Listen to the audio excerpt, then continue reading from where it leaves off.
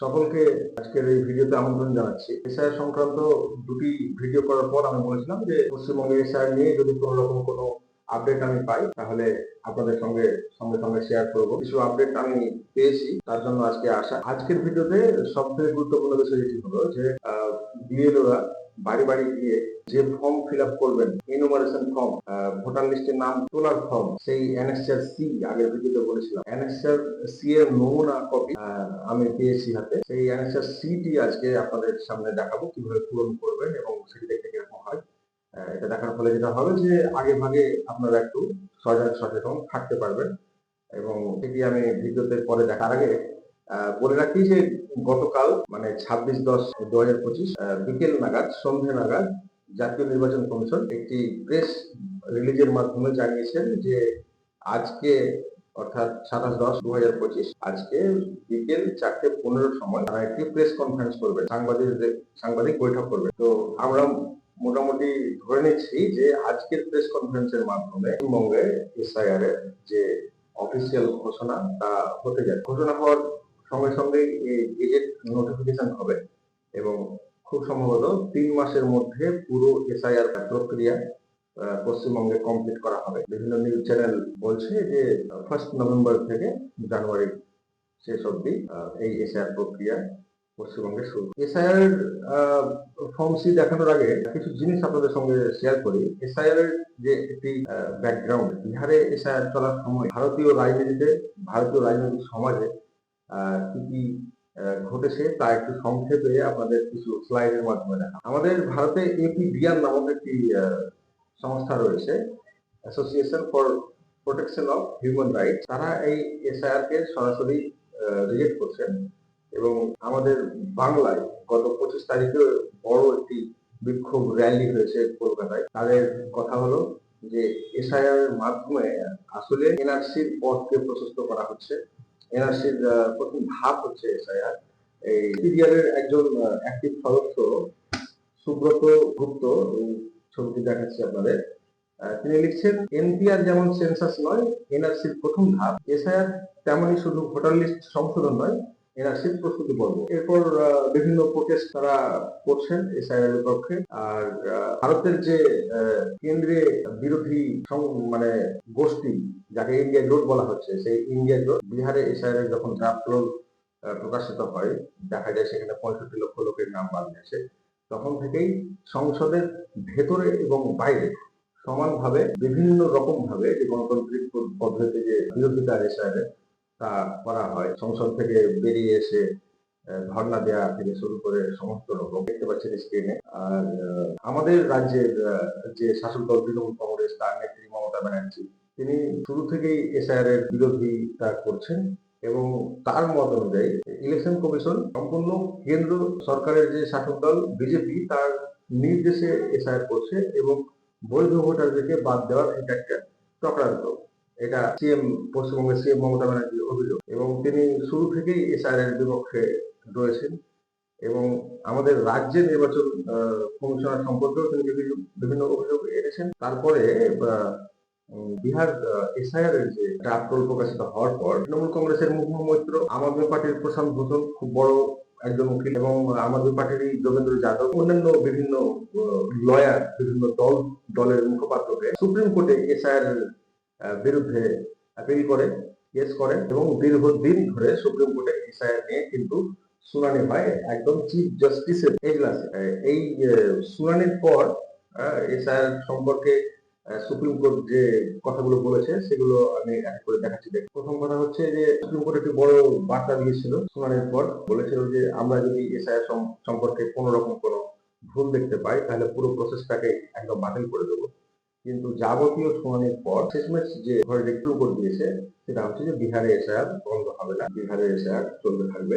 যোগেন্দ্র যাদবের অ্যাপিল অনুযায়ী প্রথমত 11টি ডকুমেন্ট যে বৈধতা দেওয়া হয়েছিল, তার অ্যাপিল অনুযায়ী বিহারে আধার কার্ডেও মান্যতা সমানভাবে 12তম ডকুমেন্ট হিসেবে মান্যতা দেওয়া। ইলেকশন কমিশনকে সুপ্রিম কোর্ট নির্দেশ দেয় যে যতজন বাদ গেছে বিহারে তার সুপ্রিম কোর্টকে জানাতে হবে। অন্যদিকে কেন্দ্রের শাসক দল এবং আমাদের রাজ্যের প্রধান বিরোধী দল ভারতীয় জনতা পার্টি, তার একদম ক্লিয়ার স্ট্যান্ড যে পশ্চিমবঙ্গে এসআইআর না হলে কোন রকম ভোটে তারা যাবে। নো এসআইআর, নো ভোট, এই পথ তারা অবলম্বন করছে। তো এই গেল হচ্ছে যে এসআর বিহারে এসআর চলাকালীন যে একটা রাজ্য বিভিন্ন পক্ষ বিপক্ষের মতামত সে ব্যাপারে বললাম। এবার আমি ফর্ম সি যেটা দেখানোর জন্য আজকে ভিডিও সেটা দেখাচ্ছি। দেখুন, প্রথমে আমি যে বিহারের ফর্ম সির নমুনা ইংরেজি সেটা দেখাচ্ছি, তারপর বাংলা একটা আছে পরিশিষ্ট পদ সেটাও দেখাবো। আপনাদের স্ক্রিনে দেখুন এই ফর্ম সি এনুমারেশন ফর্ম, ফলে যতজন নথিভুক্ত হবেন এবং বৈধ হবেন তাদের নিয়ে প্রত্যেক বুথের একটি করে ভোটার লিস্ট করে দিতে হবে। এনুমারেশন ফর্ম এনএসআরসি তে আমরা দেখতে পাচ্ছি প্রথমে ভোটারের নাম, এপিক নম্বর এবং তার ঠিকানা। প্রথমে এটা কিন্তু লেখাই থাকবে, পুরোনো যে তথ্য সেখান থেকে এখানে লেখাই থাকবে। সিরিয়াল নম্বর, পাঠের নাম এবং অ্যাসেম্বলি মানে বিধানসভা, রাজ্য, সব কিছু লেখাই থাকবে।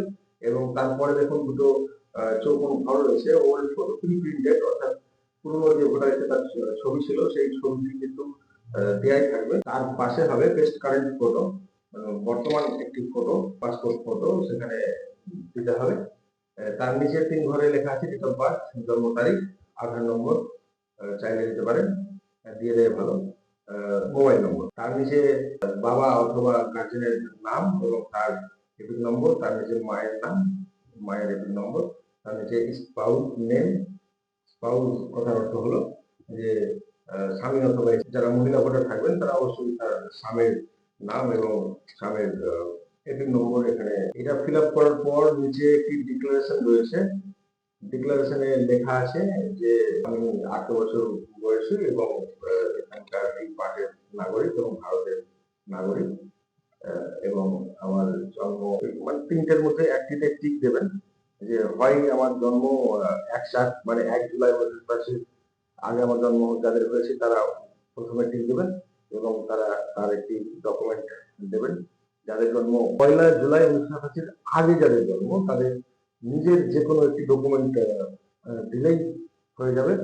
এবং 1 জুলাই 1987 থেকে 2 ডিসেম্বর 2004 এর মধ্যে যাদের জন্ম তারিখ তাদের নিজের একটি ডকুমেন্ট দিতে হবে এবং বাবা অথবা মায়ের একটি ডকুমেন্ট। আর যাদের জন্ম ডিসেম্বর 2004 2 তারিখ তারপরে জন্ম তাদের নিজের একটি ডকুমেন্ট দিতে হবে, বাবা দিতে হবে এবং মায়েরও দিতে হবে। তো এই গেল বিভিন্ন এনএসআরসি এর যে ঘোষণাপত্র সেইটা।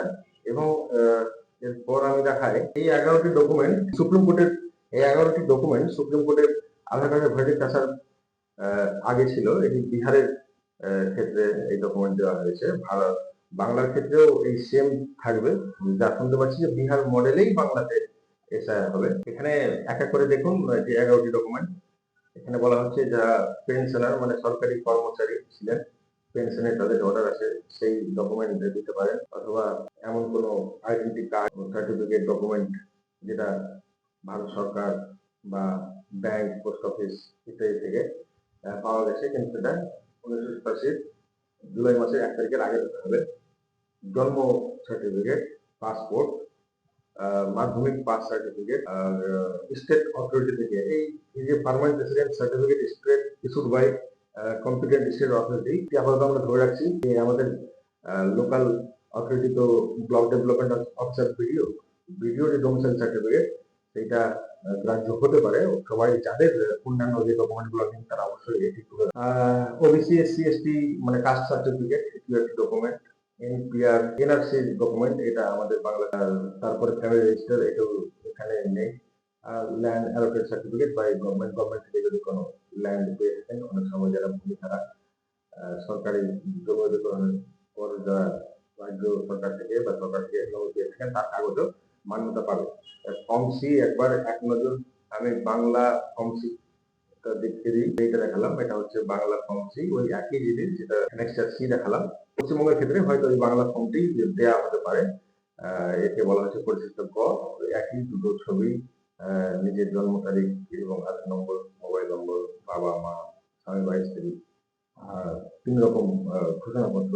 ভূমিকা এর আগের ভিডিওতে বলেছিলাম যে বিএলওর ভূমিকা এই এসআইআর এর সব থেকে গুরুত্বপূর্ণ। বিএলওর সঙ্গে থাকবেন হচ্ছে যে সমস্ত স্বীকৃত রাজনৈতিক দল তার প্রতিনিধি থাকবে, তাদেরকে বলা হবে বিএলএ, তাদের সঙ্গে তারা কাজটি করবেন। ফলে বিএলএ যারা রাজনৈতিক দলের প্রতিনিধি তারা দেখে নেবেন যে তার এলাকার লোককে আছে, তো কোনো লোকের নাম বাদ পড়ে যাচ্ছে কিনা বা নাম ভুল এন্ট্রি হচ্ছে কিনা। নোটিশ ঘোষণা হওয়ার পর তাদের ট্রেনিং হবে, গ্যাজেট প্রকাশের পর ট্রেনিং হওয়ার পর তাদের এই ফর্ম সি দেওয়া হবে, ভোটার লিস্ট দেওয়া হবে তারপর তারা প্রত্যেক বাড়ি বাড়ি যাবে। এমন যদি হয় যে বিএলও কোনো বাড়ি গেলেন এবং সেই বাড়ি বন্ধ বা সেই বাড়িতে কোনো লোক তিনি পেলেন না, সেক্ষেত্রে তিনি এই নোটিশটি সেই বাড়ির দেয়ালে লাগিয়ে দেবেন এবং প্রত্যেক বাড়ি বাড়িতে যদি লোক না পাওয়া যায় তাহলে সেই বাড়ির বিএলওকে 3 বার যেতে হবে। এই নির্দেশিকা ইলেকশন কমিশনার রয়েছে। শেষে শুধু এইটুকু বলার যে এই বিগত কয়েক বছর থেকে আমরা দেখছি যে মানুষ কাগজ নিয়ে মানুষকে বিভিন্ন রকম ভাবে ছোটাছুটি করতে হচ্ছে। এই কাগজের সঙ্গে ওই কাগজ লিঙ্ক, আধার কার্ডের সাথে ব্যাংক কার্ড লিঙ্ক, ভোটার কার্ডের সাথে আধার কার্ড, ইত্যাদি ইত্যাদি। তো 11টি যে ডকুমেন্টস দেখালাম বা আধার কার্ড, আমি যতদূর শুনলাম আধার কার্ড আমাদের বাংলা ক্ষেত্রেও বৈধ হয়ে যাবে, এরকম মানে ঊর্ধ্বতন আধিকারিক মহলে ট্রেনিং এর সময় তাই বলা হয়েছে। আমার কথা হলো যে 11টি ডকুমেন্টস এখানে দেওয়া হয়েছে, যেরকম পাসপোর্ট, মাধ্যমিক বোর্ড সার্টিফিকেট ইত্যাদি।